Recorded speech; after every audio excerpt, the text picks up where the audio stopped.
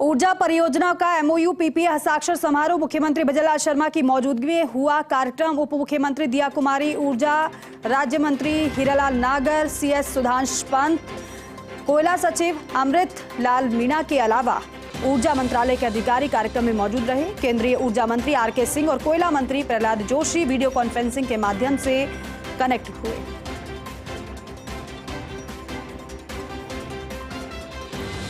राज्य सरकार के विद्युत निगमों एवं केंद्रीय उपक्रमों के मध्य एमओयू हुआ है। 5 एमओयू एवं 1 पीपीए पर हस्ताक्षर हुए हैं। ऊर्जा क्षेत्र में नया कीर्तिमान राजस्थान का सीएम भजनलाल शर्मा कार्यक्रम में मौजूद रहे।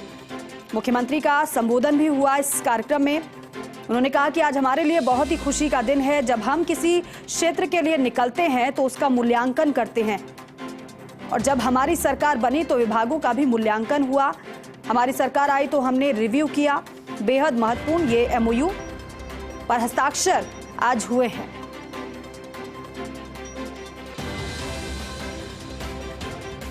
साथ ही मुख्यमंत्री ने कहा कि मन में जज्बा भी था कि राजस्थान हर क्षेत्र में देश का अग्रणी प्रदेश बने।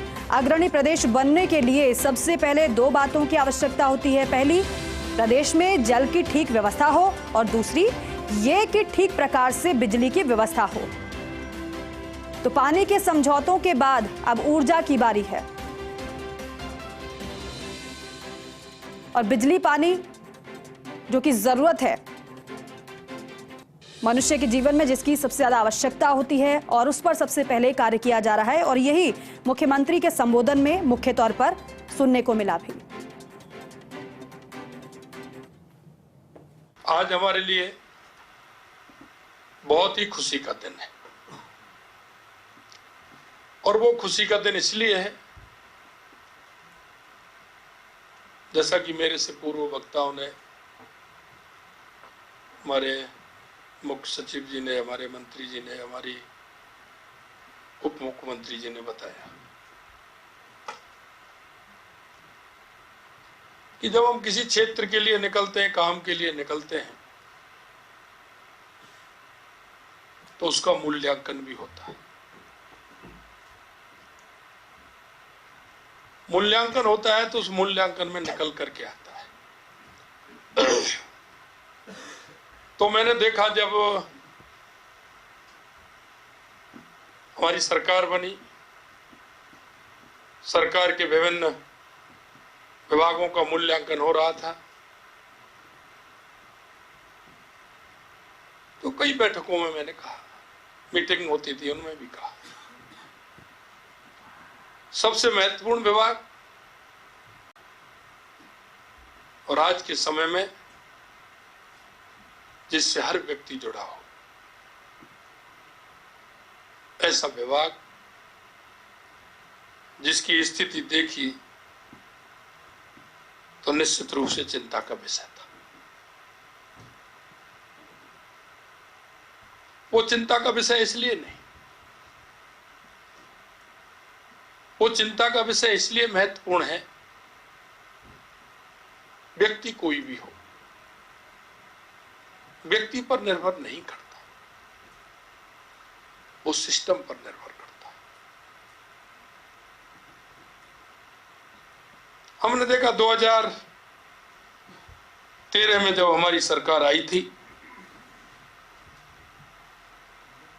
तो हमने 62,000 करोड़ रुपए का ऊर्जा विभाग में घाटा मिला था, और हमारी केंद्र में भी सरकार 2014 में आई, तो उसके बाद हमने उसको बराबर किया। हम सभी के लिए बहुत ही खुशी की बात है। यहाँ बहुत सारे हमारे अधिकारीगण भी उपस्थित हैं, केंद्रीय अधिकारीगण भी उपस्थित है, मीडिया के कर्मी भी उपस्थित है, और हम सभी लोग राजस्थान, जो कि नेचुरल रिसोर्सेज और ऊर्जा के क्षेत्र में हमारी संभावनाएं बहुत सारी है, पोटेंशियल बहुत है, लेकिन आज तक उस पोटेंशियल को टैप कोई नहीं कर पाया। और आज राजस्थान में डबल इंजन की सरकार स्थापित हो चुकी है। वहां पर हमारे केंद्र में माननीय हमारे प्रधानमंत्री जी के नेतृत्व में, और यहाँ हमारे माननीय मुख्यमंत्री जी के नेतृत्व में आज हम सब लोग इतना खुशी का दिन है कि आज 5 एमओयू साइन होने जा रहे हैं। इसके साथ ही प्रदेश में आधारभूत संरचना विकास के लिए REC रूरल इलेक्ट्रिफिकेशन कॉरपोरेशन और सरकार के बीच एक महत्वपूर्ण समझौता भी होने जा रहा है। छत्तीसगढ़ तक भी चले गए, बातचीत किया, क्योंकि हमारा लक्ष्य ये था कि ज्यादा से ज्यादा कोयला प्रोडक्शन हो जाए और जो उस टाइम कोयला का शॉर्टेज चल रहा था वो शॉर्टेज हमको कम करना था, फिर भी हो नहीं पाया।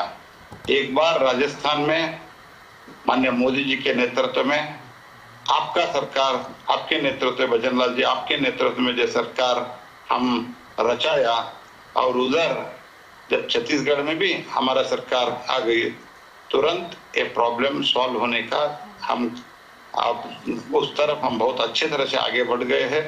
तो इसी कारण के तो जब हम डबल इंजन का सरकार जब हम बात करते हैं, यही कारण है।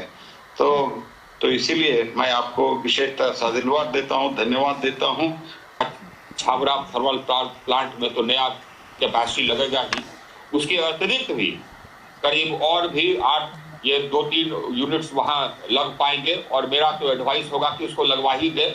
जिस गति से डिमांड बढ़ रहा है और जो जितने भी हमारे थर्मल पावर प्लांट्स हैं या रिन्यूएबल एनर्जी प्लांट्स हैं, सब के सब नफा में है, प्रॉफिट में है, क्योंकि डिमांड काफी बढ़ गया और डिमांड बढ़ेगा भी, ये डिमांड रुकने वाला नहीं।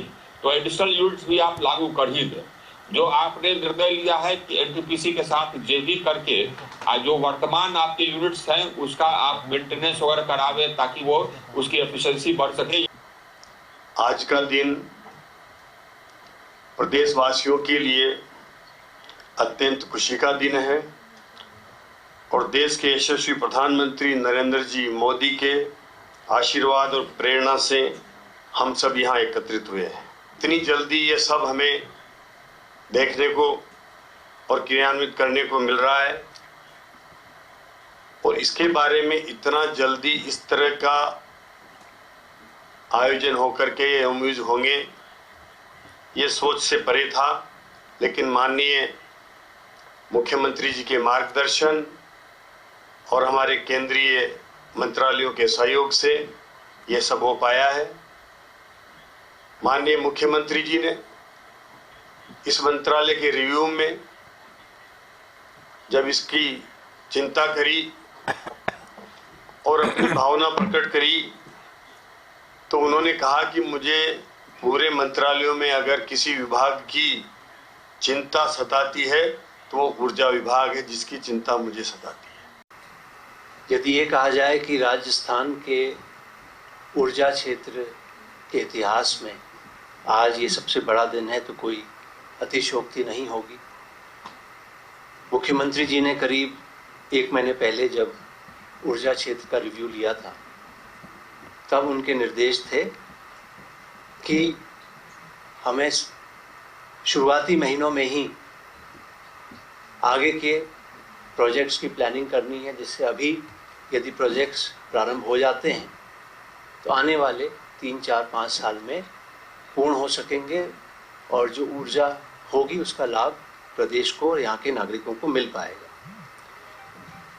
मुझे बड़ी प्रसन्नता है कहते हुए कि हमारे अधिकारियों की टीम, विशेषकर हमारे ऊर्जा सचिव श्री आलोक और सीएमओ में श्री शिखर अग्रवाल, आलोक गुप्ता और वित्त में हमारे श्री अखिल अरोड़ा जी, आप लोगों ने एक रिकॉर्ड समय में इस मुख्यमंत्री जी की कल्पना और निर्देशों को अमली जामा पहनाया।